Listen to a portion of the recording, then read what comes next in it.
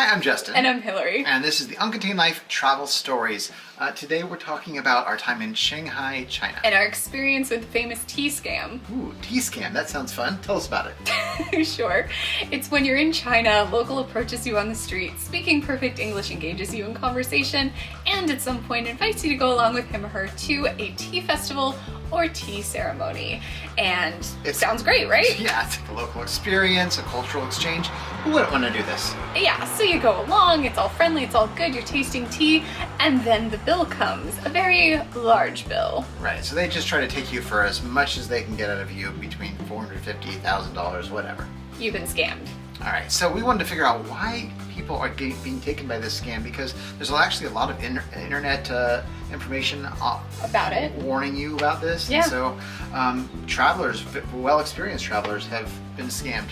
So how does it happen? We decided to conduct an experiment to find out. So we went to one of the most well-touristed places in Shanghai, the Bund. There's a large park by that area that's known for being a place where tea scammers hang out. Right. What happened, Justin? Well, so I had on my loudest shirt that I could find, and my camera. I started shooting pictures, and it really didn't take that long at all. A few minutes, really. Yeah, a couple approached us, speaking perfect English, and, oh, would you mind taking a picture with our camera for us? And of course not. I would love to take your picture. So I took the picture. I was actually kind of upset because they didn't even look at the picture to make sure it was okay. They were just like, oh yeah, I'm sure it's good. So tell us about yourselves. What are your names? Why are you in Shanghai? What's your jobs? Yeah, I mean, it was an interrogation. They were actually really nice. Very friendly. And the first thing they did was actually kind of divide and conquer. Yeah, the guy kind of latched onto Justin, the girl kind of latched onto me.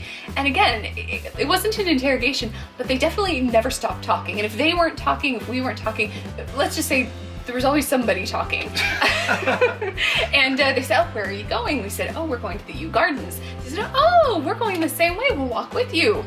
So they walked with us and talked with us, and we got to kind of the end of this garden, and it was a natural place for us to say goodbye. They said they were going to the left, we were going right, so we shook their hands, said goodbye. Only they didn't leave. And in fact, they're like, actually, why don't you come with us this way? We can show you some more the older parts of town, the more cultural things. You can go back to the Yew Garden. It's not that far from here. Don't worry. Of course, we still hadn't heard those magic words: tea festival, tea ceremony. Anything with tea, really. So we were like, okay, so we'll go with this a little longer. But so we went with it. Yeah, but then we were getting farther and farther away from the center of town, from where we were supposed to be, and so you finally pushed her. Yeah, I was like, no, but where are you going right now? Right now. And the girl finally says, actually, my cousin was going to have us go to a tea festival. Ding, ding, ding. You don't have to listen to anything else they have to say. That is the magic words. We're like, oh, Justin, look at the time. We have to go right now. Yes, I remember, honey, that appointment we had. Very important. Anyway, so what did we learn from this, do you think? Why are people so easily scammed? I think it's because, for one, they're very, very engaging. I really wanted to hang out with this too. They were really, really nice. Yeah, you didn't feel like they were trying to get something from you. You felt like you had just made a new friend. And of course that's valuable information. Yeah, anything you wanted to ask them, they had an answer for. Okay, so that was our scam experience. But moral of the story, should we never trust locals, Justin? No. Just kidding. No, actually, we love locals. That's kind of been our thing. But I think if you're in a really touristic center where you know that there's a scam, anyone who comes up to you and they've got an agenda. Yeah, speaking perfect English and kind of pressing you, whether in an obvious or subtle way, to go along with what they're trying to do, you should have your guard up. Now, this isn't to say this isn't something where it's just China or anything like that. In fact, when we were in Beijing, we had a wonderful experience with locals who they weren't trying to get anything from us. In fact, we were in trouble. We had like an ATM mishap. Yeah. And these locals all just rallied around us and helped us to call people both in Chinese and English, and we had a great experience with locals. That's generally our experience. Exactly. Locals are usually super awesome. But yeah, if you're in a super touristic place, maybe have your guard up. Yeah. Now, what if you do get scammed? Yeah, if you do find yourself in the middle of a tea scam, you realize what's happened, just get out of there.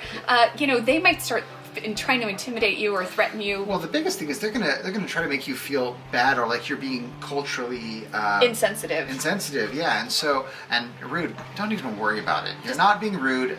They are the people doing that are something scamming bad. you. Yeah. Throw $10 on the table and get out of there. As fast as you can. Yeah, if you know, usually doesn't happen, but if they try and threaten you with like the police or something, you just say, yeah, go ahead and call the police, because guess what? You actually haven't done anything illegal there. They won't be calling the police on you. In fact, you could go and file a report later. Yeah, okay, so now that is our scam experience. We have a lot of other fun stories on Contained Life. If you want to hear more about our time in Shanghai, you can go to uncontainedlife.com. And until next time, what do you think? Should we go get some tea right now? Absolutely. All right, Bye, guys.